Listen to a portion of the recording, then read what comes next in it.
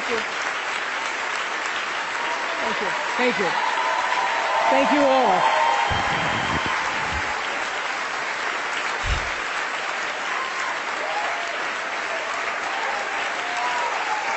Thank you.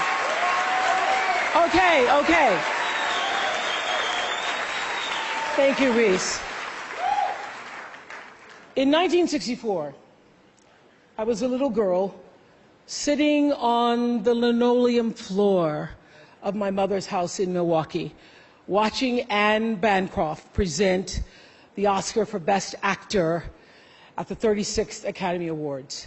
She opened the envelope and said 5 words that literally made history. The winner is Sidney Poitier. Up to the stage came the most elegant man I had ever seen. I remember his tie was white, and of course his skin was black, and I'd never seen a black man being celebrated like that. And I have tried many times to explain what a moment like that means to a little girl, a kid watching from the cheap seats as my mom came through the door, bone-tired from cleaning other people's houses. But all I can do is quote and say that the explanation in Sidney's performance in Lilies of the Field, amen, amen, amen, amen. In 1982, Sidney received the Cecil B. DeMille Award right here at the Golden Globes, and it is not lost on me that at this moment, there are some little girls watching as I become the first black woman to be given this same award.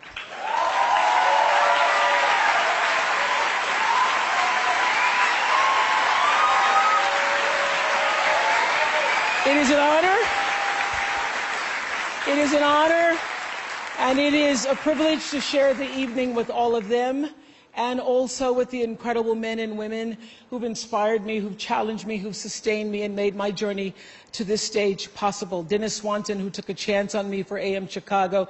Quincy Jones, who saw me on that show and said to Steven Spielberg, yes, she is Sophia in The Color Purple. Gail, who's been the definition of what a friend is, and Stedman, who's been my rock, just a few to name. I'd like to thank the Hollywood Foreign Press Association, because we all know that the press is under siege these days. But we also know that it is the insatiable dedication to uncovering the absolute truth that keeps us from turning a blind eye to corruption and to injustice,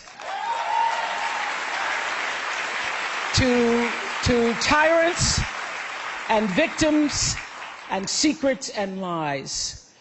I want to say that I value the press more than ever before as we try to navigate these complicated times, which brings me to this. What I know for sure is that speaking your truth is the most powerful tool we all have. And I'm especially proud and inspired by all the women who have felt strong enough and empowered enough to speak up and share their personal stories. Each of us in this room are celebrated because of the stories that we tell. And this year, we became the story. But it's not just a story affecting the entertainment industry. It's one that transcends any culture, geography, race, religion, politics, or workplace. So I want tonight to express gratitude to all the women who have endured years of abuse and assault, because they, like my mother, had children to feed and bills to pay and dreams to pursue.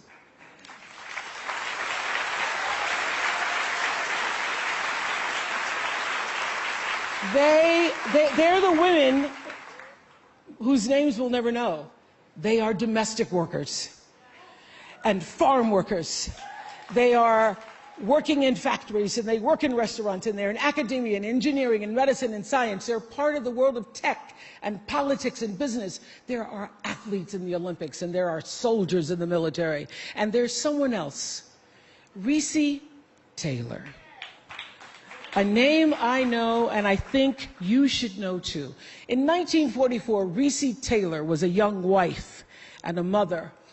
She was just walking home from a church service she'd attended in Abbeville, Alabama, when she was abducted by 6 armed white men, raped and left blindfolded by the side of the road, coming home from church.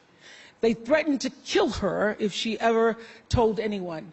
But her story was reported to the NAACP, where a young worker by the name of Rosa Parks became the lead investigator on her case. And together, they sought justice. But justice wasn't an option in the era of Jim Crow. The men who tried to destroy her were never persecuted. Reese Taylor died 10 days ago, just shy of her 98th birthday. She lived, as we all have lived, too many years in a culture broken by brutally powerful men. For too long, women have not been heard or believed if they dared to speak their truth to the power of those men. But their time is up.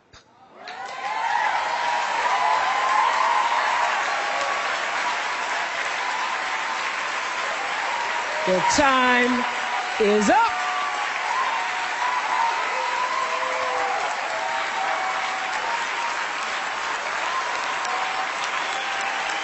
Their time is up. And I just hope that Reese Taylor died knowing that her truth, like the truth of so many other women who were tormented in those years, and even now tormented, goes marching on.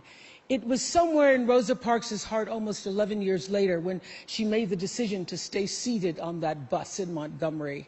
And it's here with every woman who chooses to say, "Me too." And every man who chooses to listen. In my career, what I've always tried my best to do, whether on television or through film, is to say something about how men and women really behave, to say how we experience shame, how we love and how we rage, how we fail, how we retreat, persevere, and how we overcome. I've interviewed and portrayed people who've withstood some of the ugliest things life can throw at you, but the one quality all of them seem to share is an ability to maintain hope for a brighter morning, even during our darkest nights. So I want all the girls watching here and now to know that a new day is on the horizon. And when that new day finally dawns, it will be because of a lot of magnificent women, many of whom are right here in this room tonight, and some pretty phenomenal men fighting hard to make sure that they become the leaders who take us to the time when nobody ever has to say, "Me too," again. Thank you.